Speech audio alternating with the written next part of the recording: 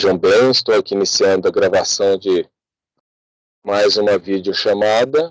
Peço desculpas porque essa reunião já deveria ter sido gravada e alguma coisa aconteceu aqui que a gravação não aconteceu. Então estou repetindo aí o conteúdo da aula, agora gravando. Desculpa meu furo, por isso que eu estou um pouquinho atrasado, aí, meia hora atrasado. Eu estava gravando a videoaula, perdão, estava fazendo a videochamada, mas não deu certo a gravação aqui no celular, deu alguma falha. É a primeira vez que eu estou usando o celular para gravar a videoaula e me atrapalhei um pouco aqui. Muito bem. Em primeiro lugar, eu gostaria de fazer um comentário que nós vamos dar continuidade à nossa aula de Sistemas Web 1, mas como eu deixei na aula passada apenas slides, e atendi os alunos que estavam presencialmente, repetindo o conteúdo das semanas anteriores, o conteúdo proposto como aula 2, eu vou gravar agora explicando na data de hoje, tá? 3 de março de 2021. Mas os slides que eu vou usar são os slides da aula da semana anterior, ok? Deixa eu abrir esses slides. Deixa eu alternar aqui a janela.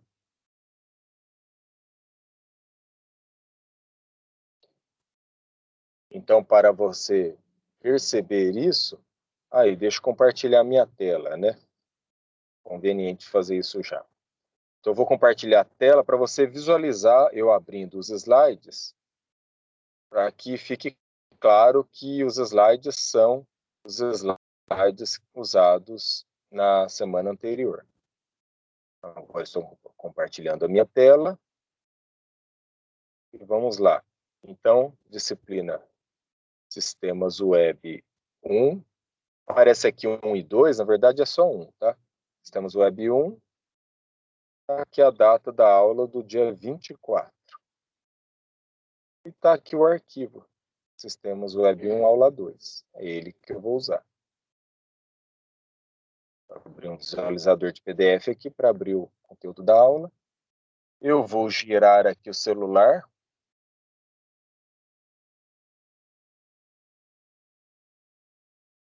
Perdão que eu não desativei as notificações aqui.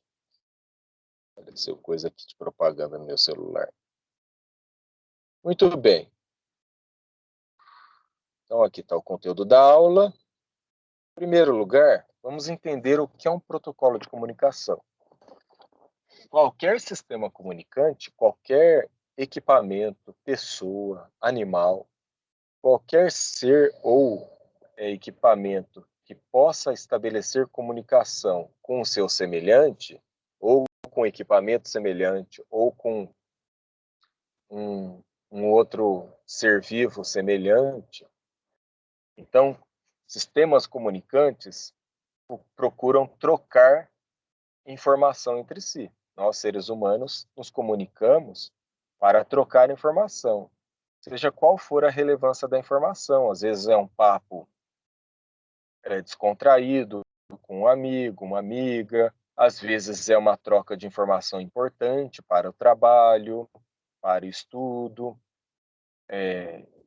seja qual for a intenção da informação, ela acontece por meio de troca de mensagens, troca de comunicação, de um diálogo entre sistemas comunicantes. E para isso, nós temos que utilizar um conjunto de regras, ou qualquer sistema comunicante tem que usar um conjunto de regras que o outro sistema do outro lado entenda.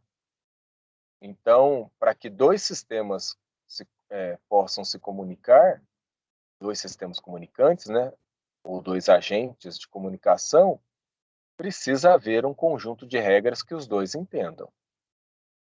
No nosso caso de seres humanos, nós utilizamos um conjunto de regras que constitui o idioma que nós falamos. Existem diversos idiomas no mundo, mas no nosso caso, nós brasileiros falamos o idioma português, ou língua portuguesa. Essa definição de essas regras, né, que permitem que dois sistemas se comuniquem, é chamada aí de protocolo de comunicação, principalmente na área aí de redes de comunicação, na área de TI, né, na área de informática, tipo, da computação, nós chamamos de protocolo de comunicação.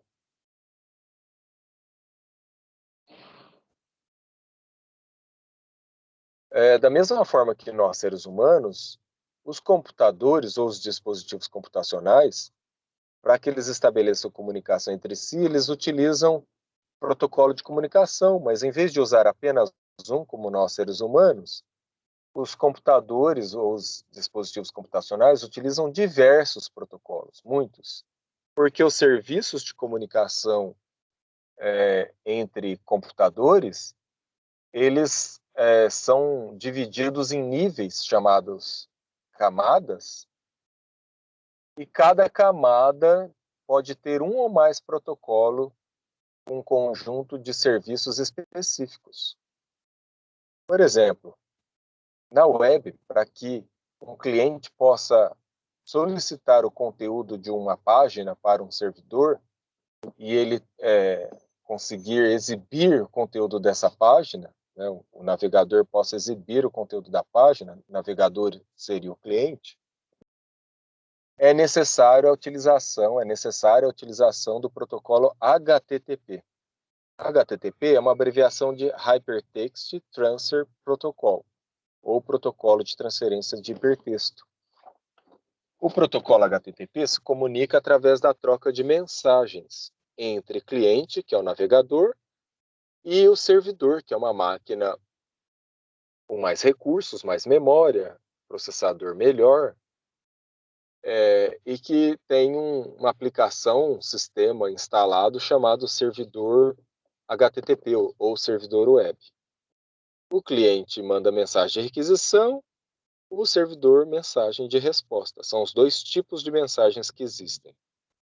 E aqui tem um exemplo. Então, imaginando que você tem aí equipamentos diferentes, aqui esse exemplo é antigo, tá? Tirado do livro do Rose, Redes de Computadores e Internet.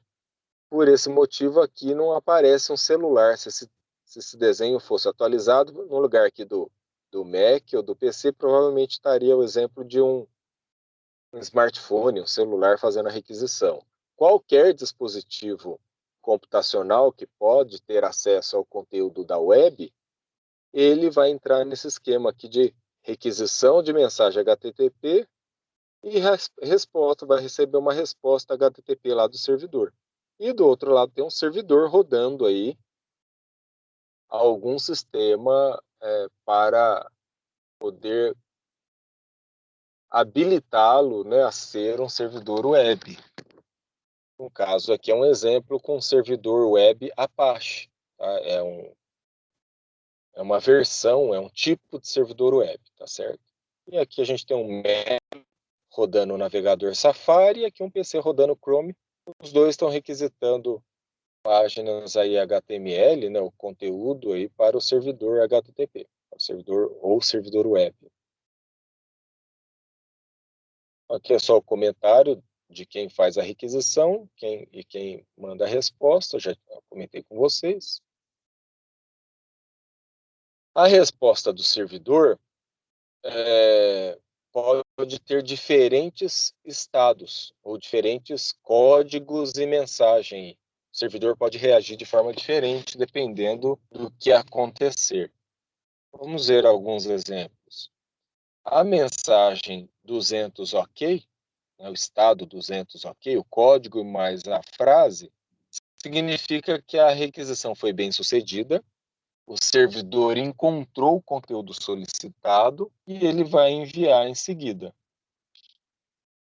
O código 301 refere-se a um conteúdo que foi mudado de lugar, ele foi transferido para um outro local, então, moved permanently, né, movido permanentemente. Então, isso quer dizer que o objeto, perdão,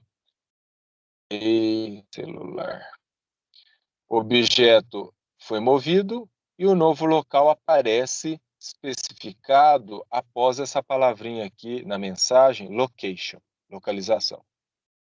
Outro código é o 400, badge request. Esse código 400 significa que o servidor não entendeu a requisição, não foi compreendida pelo servidor. E o código 404, not found, acontece quando o servidor encontrou o endereço do website, mas o objeto especificamente requisitado não foi encontrado lá no website, no endereço de host lá do website, tá? Então aí aparece essa mensagem 404 not found. O objeto requisitado não foi encontrado no servidor. Existem outras mensagens de resposta. Eu coloquei essas 4 a título de exemplificação, de mostrar para você quais são as mensagens que podem aparecer como resposta do servidor, ok? Um exemplo de requisição, de mensagem de requisição do HTTP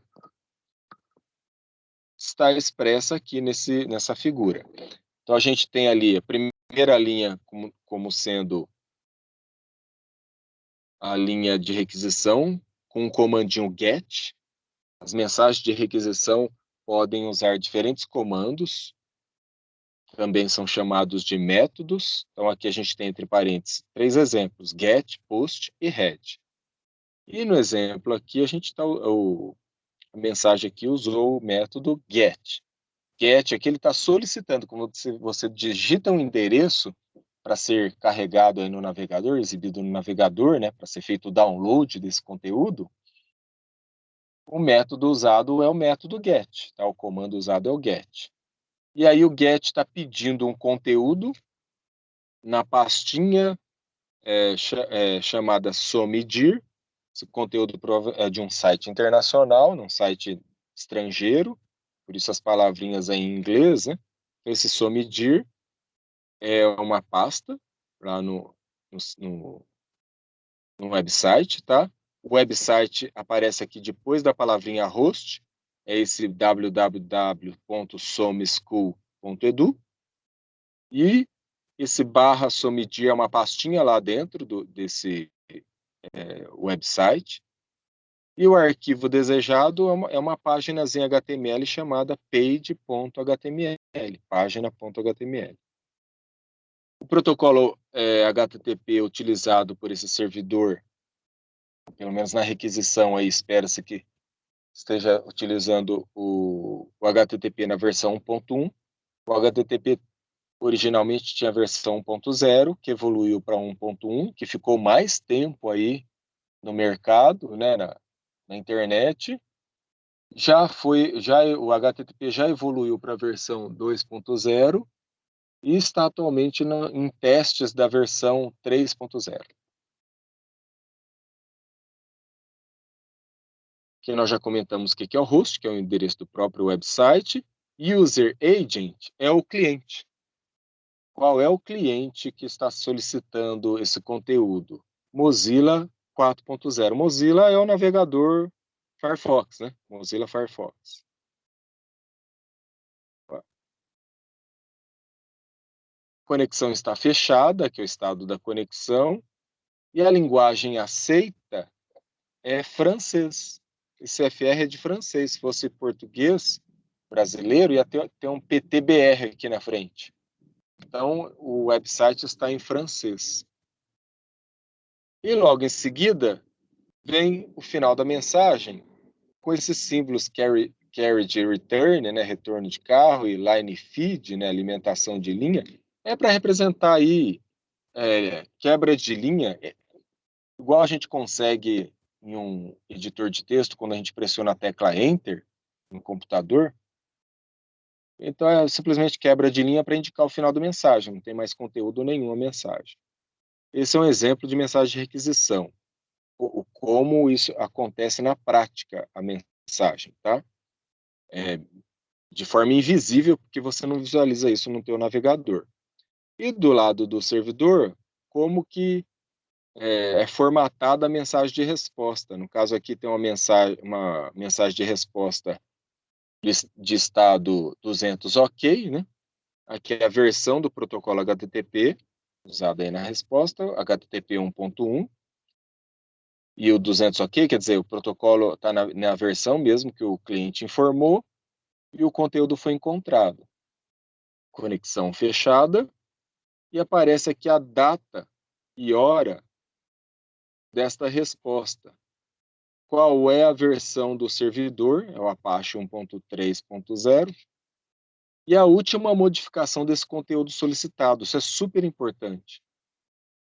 Essa última modificação, parece que a data é a data, né? Dia do mês, da semana, qual é o mês e qual é o ano. E na frente provavelmente aparece também o horário. Qual a vantagem de ter essa informação last modified, quer dizer, última modificação? Quando você não quer ficar carregando conteúdo de website que não mudou, e você quer manter memorizado aí, fazer um cache, né, um cache de página, esse conteúdo já pode estar memorizado aí na memória, né, já pode estar armazenado no seu computador, no seu dispositivo, e aí não precisa ser recarregado o conteúdo.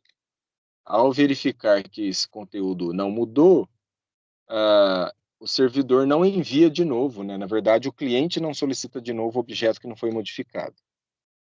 Aqui o tamanho do conteúdo em bytes, 6.821 bytes, é o tamanho do arquivo, e o tipo de conteúdo, é um arquivo HTML, texto HTML. E em seguida vai o conteúdo mesmo solicitado, ou seja, no caso aqui um exemplo, o arquivo HTML, o conteúdo do arquivo vai aqui onde está dados, dados, dados, dados. A mesma mensagem de resposta. Então o servidor responde para o cliente já enviando o conteúdo quando ele foi encontrado. Ok? Então eu queria ter feito esse comentário com vocês, nessa explicação, porque às vezes só lendo os slides isso não fica claro.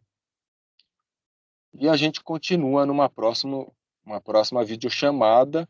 Em caso de dúvidas, mande sua dúvida, de preferência no canal da aula. Por quê? Quando você manda uma dúvida, o colega está vendo a sua pergunta e depois ele vai visualizar a minha resposta, ou, melhor ainda, o colega pode responder a sua dúvida. Um colega que tenha compreendido melhor pode responder a sua dúvida, e assim todo mundo participa. Então, eu até incentivo, vale pontinho extra aí para quem participar, colocando dúvidas aí, ou ajudando seu colega com mensagens no próprio canal da aula. Nossa aula do dia 3 de março, por favor, colocar as dúvidas e quem tiver entendido, quiser ajudar o colega, também as respostas aí no canal da aula. E claro, eu vou visualizar isso, vou visualizar as dúvidas, quando nenhum colega tiver respondido, eu respondo. Então a gente se vê no nosso próximo encontro. Tchau.